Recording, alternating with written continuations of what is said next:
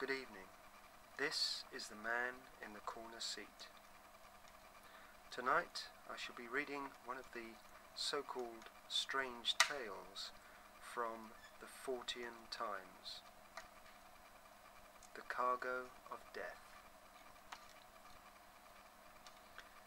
In 1948, a Dutch freighter was found drifting near Indonesia. Its crew all dead in postures of terror or agony. Marine historian Roy Bainton investigates and uncovers hints of the sinister conclusion of post-World War II governments. This strange yarn began as an obscure, bizarre footnote in nautical history. The story of the Orang Medan was one of those chilling folksole tales told by old hands over a few beers on long crossings of the Pacific or the Atlantic. We've all heard the ghostly fable of the Marie Celeste. Like many similar stories, a modicum of determined digging can usually strip away the romance and often leave us with the bare, demystified facts. Not so with the Orang Medan. The more one digs, the more fragments, hints, and nuances appear. This is a story with a secret buried somewhere in the guarded records of maritime officialdom. Turn down the lamp, cue the creepy music. In February 1948, or June 1947, depending on which source one consults, a series of distress calls was sent out by the Dutch freighter Orang Medan. It was in the Straits of Malacca, between Sumatra and Indonesia. All officers, including captain, dead, lying in chart room and on bridge, probably whole crew dead. This chilling message, accompanied by a spate of desperate SOS calls, was followed by indecipherable Morse code. Then a final message, just two stark words: I die. Boarding parties found the dead radio operator, his hand on the Morse key, eyes wide open. The entire crew, even the ship's dog, were discovered in the same terrified posture, all dead. According to the frequently mentioned document, which I have so far been unable to trace, called The Proceedings of the Merchant Marine Council, the crew were found teeth bared, with their upturned faces to the sun, staring as if in fear.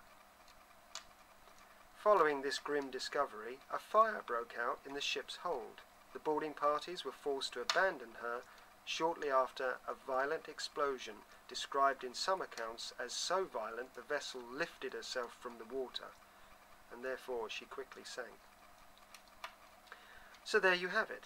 It's a great yarn, but is it just an old sea dog's tale, or perhaps, as some have suggested, a 50-year-old April Fool's joke composed by some bored tabloid hack?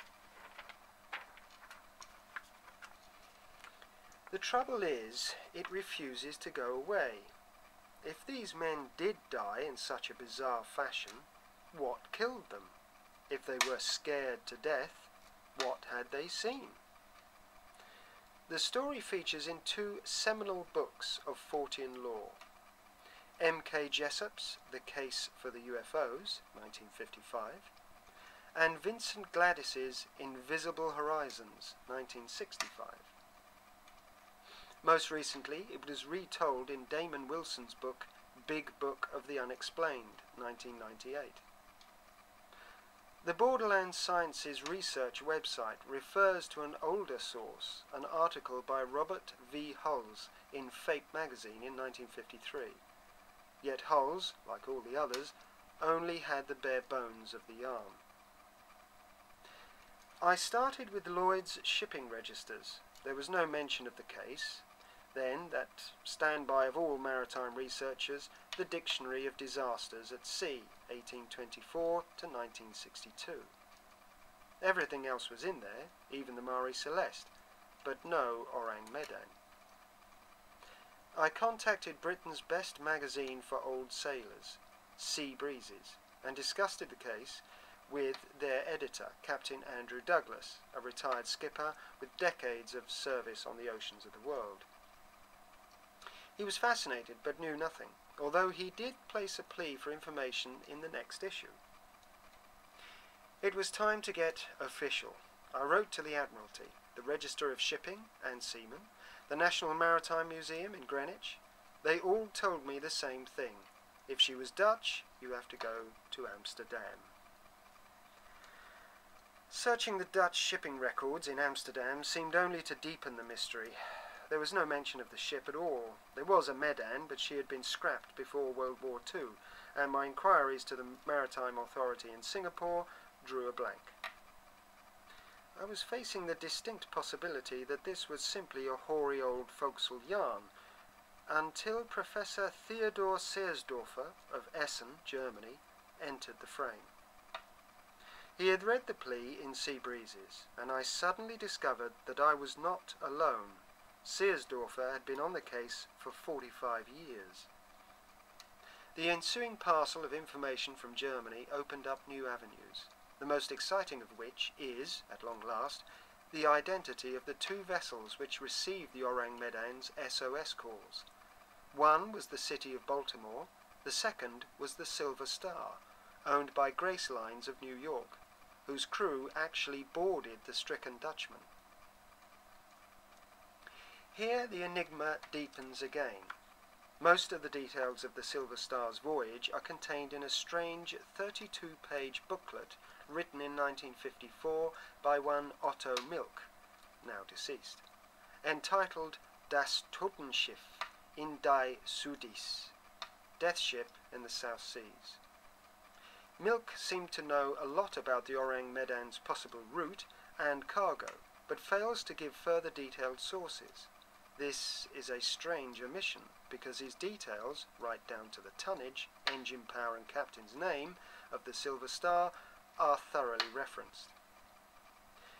Professor Seersdorfer also mentions another marine detective, Alvar Mastin, also departed, a German who lived in Hull, England in the 1950s, who repeatedly attempted to get details from Grace Lines in New York of the Silver Star's crew list and logbook, yet was met with a stony silence.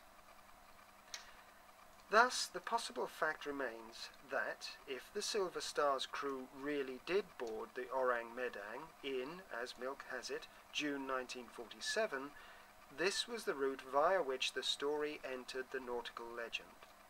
And if, as I hope to ascertain, there are still members of that crew alive, then we may at long last have a direct verbal recollection of the facts, if they exist, in this grim yarn. But there is still confusion. The Germans cite the Silver Star as being the vessel boarding the Orang Medan, yet Lloyd's Register shows that, at the time, the Silver Star had changed owners and had another name, the Santa Celicia. What follows is pure speculation, but there is a tantalizing possible explanation as to the crew's demise and her disappearance from the records. Milk mentions a mixed lethal cargo on the Dutchman of cyankali, potassium cyanide, and nitroglycerin. How this mixture could have gone unrecorded is a mystery, as the controls on such lethal cargoes, even 50 years ago, would have ensured reams of paperwork. The Geneva Protocol of 1925, ratified by 33 nations, outlawed all chemical weapons. The Nazis, as history has shown, made horrific use of the extermination gas Zyklon B, but according to Albert Speer in his book Inside the Third Reich, 1995, they also had stockpiled a secret gas called Taboon, and as late as 1944 were manufacturing 1,000 tons of this deadly substance each month. According to Speer, it could penetrate the filters of known gas masks, and contact with even the small, lingering quantities had fatal effects. Apart from the Nazis, only one other nation, Japan, used gas. That was in China during World War II. In 1935, the brilliant Japanese bacteriologist Shiro Ishii set up Japanese Army Unit 731 in a remote village in occupied Manchuria. Unit 731's brief was to find a chemical gas or biological weapon to win the war. Hideous, inhumane experiments were carried out on helpless Australian, American, Russian, Chinese and British prisoners. Some of the worst war crimes ever committed. Was there a Nuremberg-type trial for these doctors of death? Far from it. The biochemists' hideous research was too good to waste. They pulled off the mysterious secret deal with their erstwhile enemies, General Douglas MacArthur's forces. The criminals went free and prospered, leaving the possibility that the Japanese may have stored nerve gas in Singapore. To try and explain the obstinate absence of the ill-fated Orang Medan from official records, we must look at the political turmoil which existed throughout Indonesia in the immediate post-war years. Before the war, Java and Sumatra were part of the Dutch Empire. In 1945, the Dutch returned, expecting to carry on their rule as before, but found the newly established republics of Southeast Asia had gained wide local support. A bitter, dirty war for control broke out, and in 1947-8 the Dutch carried out major police actions in the area. After World War II, there was a brisk trade in nerve gas and biological agents, with repressive governments everywhere. It was okay to make and sell the stuff, as long as you didn't use it, but somebody did, that's for sure. Death has always had its concurrency, so how was this deadly cargo moved around the South China Sea and through the Straits of Malacca during this troubled period? Not by air. The prospect of a cargo plane crashing with several tons of deadly gas on board was too horrendous to consider. No, you hired an insignificant old tramp steamer, preferably with a low-paid foreign crew, stowed the cargo in disguised oil drums, and, like all serious smugglers, hoped for the best and a blind eye from authority. I first heard the Orang Medan story in 1961, within 15 years of its origin. If we accept, due to the nature of her crew's deaths, that she was carrying deadly gas or chemicals, and if indeed she was a Dutch vessel, had this news broken, it would have been a major embarrassment for any government involved, especially in the light of the Geneva Convention. Hence the dead ends faced by any researcher. The story exists because, like its gases, it escaped. But here's another mystery.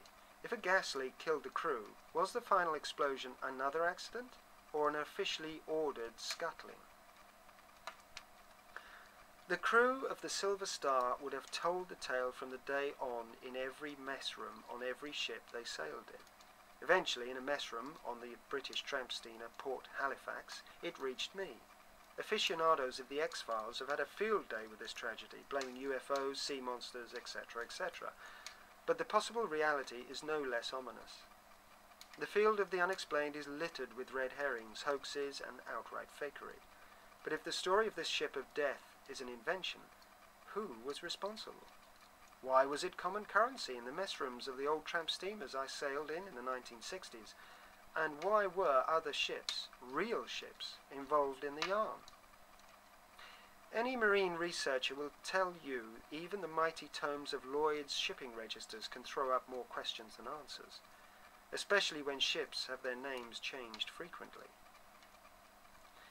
I recently had a letter from the Dutch Royal Navy which asked me for information on the Orang Medan case. Why?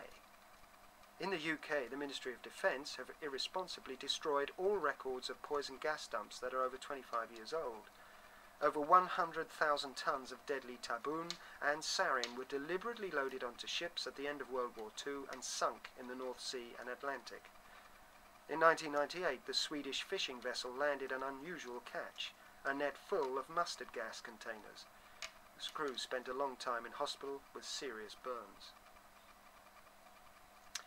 It's a nice, creepy, Fourtean thought that the hapless sailors of the Orang Medan were visited by a UFO, which was so scary it literally frightened them to death. That may have been a fine prognosis in the nutty sci-fi 50s, yet humanity is capable of far more sinister behaviour than any intergalactic visitor to Roswell. I can only say, watch this space. This is the man in the corner seat, saying thank you for listening, and good night. Till the next time.